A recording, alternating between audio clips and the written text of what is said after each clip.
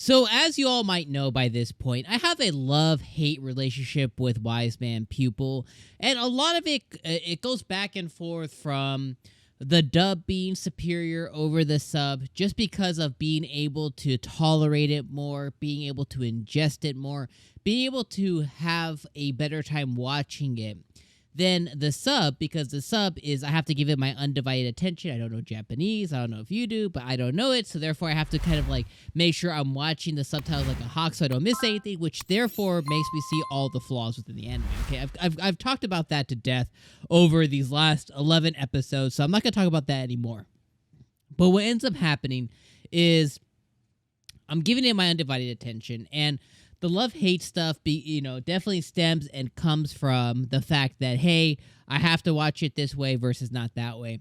And the other part of it too is there is so much fluff in the anime. There's so much unneeded storytelling in a way that it doesn't really drive the story of Wise Man Pupil forward. It just simply doesn't. There's just so much wasted time and so much wasted opportunity within an anime that could be good if it was more concise and story driven. Now, I've told you guys before, I've told you before, I don't have familiarity with the source material. So I can't really sit here and say, okay, the source material, the light novel, web novel, manga, whatever exists out there, I don't know the way that it portrays the story. I don't know the way that the pacing works, how the narrative is driven out, how the character building, world building, etc.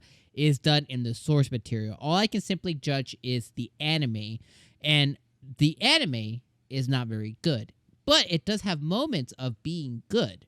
So it's not like I hate it. I think it's tolerable. I like it. It's decent. It's not like, the worst thing in the world. It's not like I have to drop it or anything.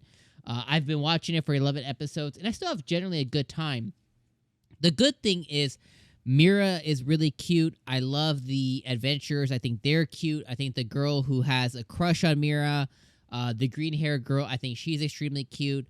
The fact that she's married to her little fairy, essentially because she has an unspoken bond with her, I think that's cute.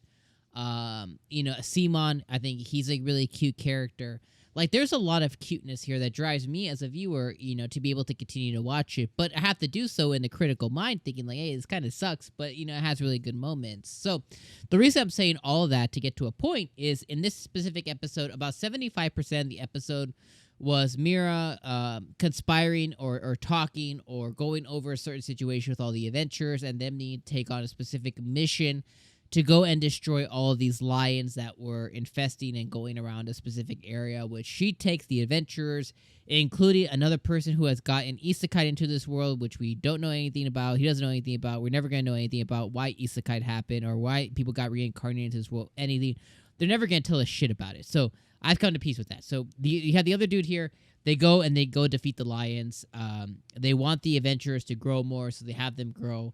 And we spend, 10 minutes, 12 minutes on that whole entire thing, which could have been done in like 3 minutes. But regardless, it was really dragged out. Then, after they complete the mission, we have time travel. And I was like, okay, this is interesting. We finally got an interesting thing occurring.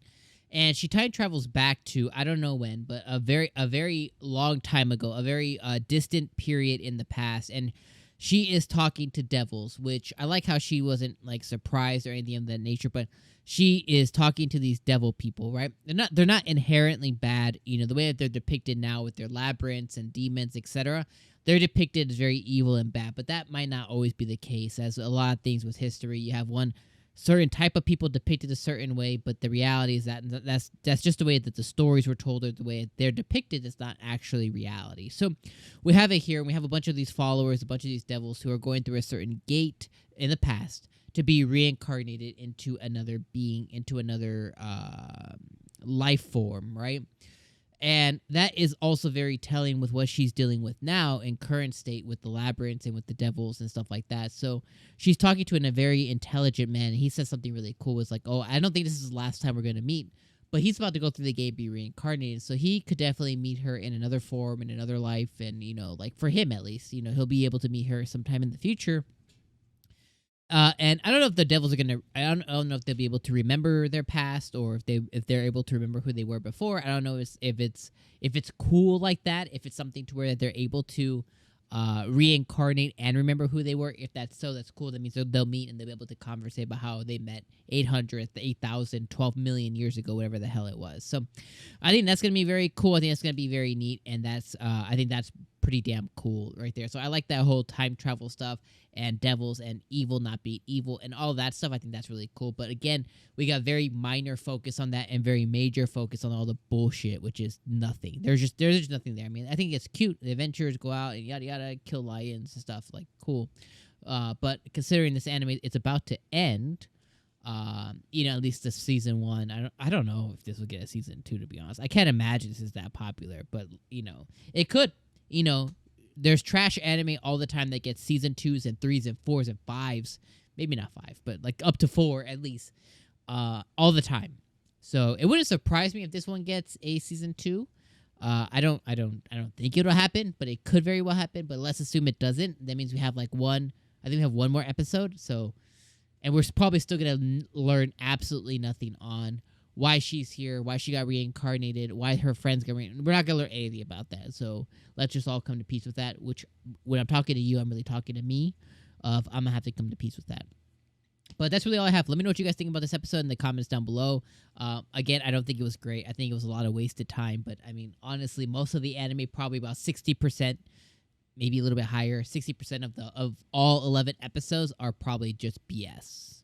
So, that's how I feel. So, those are my feelings.